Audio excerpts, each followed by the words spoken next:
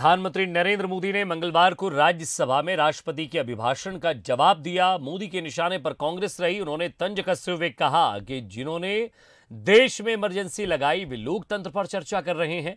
Emergency में लोकतंत्र का गला घोटा गया। प्रधानमंत्री ने कहा अगर कांग्रेस ना होती तो देश पर इमरजेंसी का कलंक न लगता, कांग्रेस ना होती तो जातिवाद की खाई ना होती, कांग्रेस ना होती तो सिखों का नरसंहार ना होता, कांग्रेस ना होती तो राजनीतिक परिवारवाद से राजनीति मुक्त होती।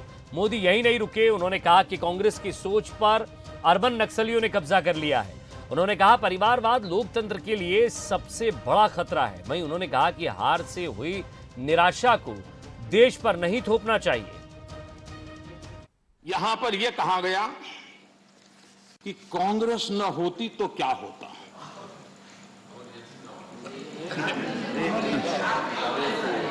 India is Indira, Indira is India, यही सोच का परिणाम है। आदरणीय सभापति जी, मैं जरा बताना चाहता हूं, यह कहा गया है, मैं सोच रहा हूं कि कांग्रेस ना होती तो क्या होता, क्योंकि महात्मा गांधी की इच्छा थी। क्योंकि महात्मा गांधी को मालूम था कि इनके रहने से क्या क्या होने वाला है, और इन्होंने कहा था पहले से इसको खत्म करो, इसको बिखेर दो। महात्मा गांधी ने कहा था।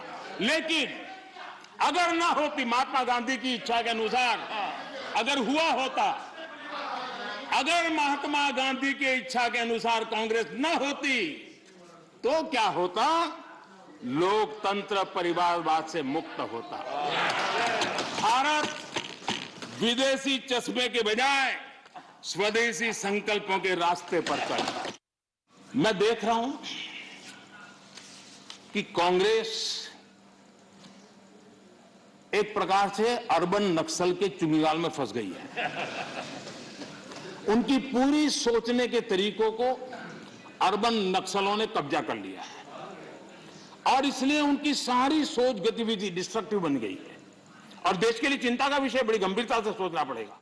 हमारी सोच कांग्रेस की तरह संकीर्ण नहीं है। हम संकीर्ण सोच के साथ काम करने वाले लोग नहीं हैं। हमारी सोच में राष्ट्रीय लक्ष्यों, राष्ट्रीय टारगेट्स और रीजनल एस्पिरेशंस, उसके बीच में हम कोई कॉन्फ्लिक्ट नहीं देखते हैं। हम मानते हैं कि रीजनल एस्पिरेशंस को उतने ही इज्जत के साथ एड्रेस करना चाहिए, समस्याओं का समाधान करना चाहिए। और भारत की प्रगति भी तब होगी जब देश विकास को ध्यान में रखते हुए रीजनल एस्पिरेशंस को एड्रेस करें। यह दायित्व बनता है। अटल जी की सरकार ने भी 3 राज्य बनाए थे। राज्य बनाना हमने विरोध नहीं किया है, लेकिन तरीका क्या था? अटल जी ने 3 राज्य बनाए थे, छत्तीसगढ़, झारखंड, उत्तराखंड, लेकिन कोई तूफान नहीं आया। शांति से सारा निर्णय हुआ, सबने मिल बैठ करके निर्णय किया। आंध्र तेलंगाना के भी हो सकता था, हम तेलंगाना के विरोधी नहीं है, साथ मिलकर के किया जा सकता है। लेकिन आपका अहंकार, सत्ता का नशा, उसने देश के अंदर इस कटुता पैदा की, और आज भी तेलंगाना और आंध्र के बीच में वो कटुता के बीच तेलंगाना का भी नुकसान कर रहे हैं, आंध्र का भी नुकसान कर रहे हैं, और आपको कोई राजनीतिक फायदा नहीं हो रहा है। और हमें समझा रहे हैं। वहीं प्रधानमंत्री मोदी ने कोरोना काल का जिक्र करते हुए पूर्व प्रधानमंत्री अटल बिहारी वाजपेयी की कविता सुनाई। आज मुझे अटल बिहारी वाजपेयी जी की कविता के शब्द हम सबके लिए प्रेरणा दे सकते हैं। अटल जी ने लिखा था,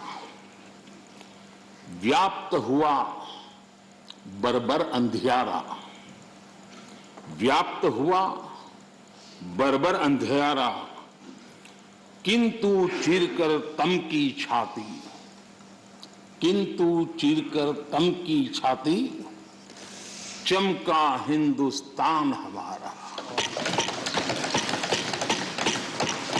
किंतु चीरकर तम की छाती, चमका हिंदुस्तान हमारा।